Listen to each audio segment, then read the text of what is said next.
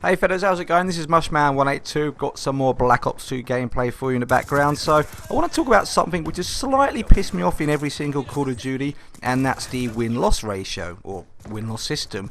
I do like it when you see topics of KD versus win-loss, and a lot of guys say it's all about the win-loss and that you can have a high KD and a shitty win-loss because you do not play the objective. Now, I can see that to be true to a point, but definitely not 100% of the time. For instance, up until Modern Warfare 3, I only played solo, and my win-loss on Modern Warfare 2 was just over 1, and Black Ops 2 it was about 1.4, so not great stats, but not too bad for someone who plays solo. The problem is for the solo guys is that 9 times out of 10 you're going to be put into a late game with little to no chance of turning it around. It's going to be an instant loss. So how many games have you joined where you spawn in and move 2 feet only for the game to end with a defeat? Well, that's not fair, is it? Why should you get credited for a loss for that? I know it works the other way too, but weigh up the amount of times you join a late winning game to the amount of times you join a late losing game, and you will see the difference. You're generally thrown into a late game because of people rage quitting, generally because they are getting completely owned and destroyed by air support, or just getting completely beat down in general. The worst one for me in particular was joining a late game on Modern Warfare 2 Wasteland. Yeah, AC-130 was up, so you can understand how that went. But unfortunately, you cannot stop people quitting out of matches. Black Ops 2 tried putting a probation warning in effect, but it didn't quite work. You sometimes got put on probation if the host dashed on you or you lost connection to host. The game recognised that as you quitting the game. Okay, it only happened a few times, but it just shows that it was not 100% reliable. There have been ideas floating about saying you should not be able to join a late game in progress, but if that happens, why should the players who are destroying the other team be punished with just running around aimlessly looking for one guy who didn't leave? Lobbies need to fill. Drifter made a video saying you should have the option to join a late game or join a brand new lobby. I can see that this is a good idea, but the problem is the majority of people are going to want to start the match from afresh. You would not want to join a late game session when you know the majority of the time you are more than likely going to join a losing battle and have a good chance of getting wrecked from air support. So in my opinion, players would just simply not pick this option.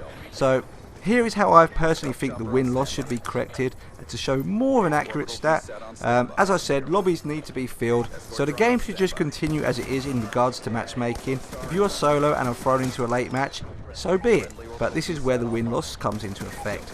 The game should recognise if you have or have not been in the lobby since the match has begun. Only the people who start the match should be either rewarded with a win or a loss. If you join late and you lose instantly, it doesn't affect your stats. Your stats start from the next match where you are in the lobby from the start of the game. Okay, sometimes you may get the win and you're not credited for it, but the majority of the time you are joining a game where you have no hope of winning. I do only think it should be win-loss that counts and not KDR. Reason being is that if it did not count, people would join session in progress just to boost, as it would not affect their stats. Because, well, let's be honest, there is going to be boosters in every single Call of Duty game. I did originally have the idea of KD not counting either, but I mean, because why should someone join a late game only to get destroyed by air support? But I thought about it a bit more, and how many people would join in and troll, die on purpose, let the enemy get streaks, boost for titles and emblems. Boosted gameplays would be worse than ever on YouTube, but because of the way the win-loss system would work, you would not have to worry about KD. You spawn into a game and do not like the other team has got constant air support up? Screw that, just leave the game. You're not credited with the loss anyway. Realistically, you're not going to stick around in a lobby like that, are you? So, yeah, win-loss should be the only thing affected by joining in late. You don't want it to be that you're not credited with anything. So XP, gun challenges, kill streak challenges, and everything else will just be as normal. I personally think that this would show a more accurate win-loss of the solo players, as you're slightly in more control of your stats. What Black Ops 2 got wrong and kind of infuriates me is that when people dash on you, it counts as a loss and ends your win streak. I just don't know why they never patched this. My win streak is only 50 for TDM, when in reality it should be a lot more. I was dashed on at 50, I've been dashed on at 49 and been dashed on a few times in the mid-30s. Obviously this is not me playing solo, but I know not everyone cares about win-loss, but I know myself and others do like to keep it high. So what do you guys think about this system?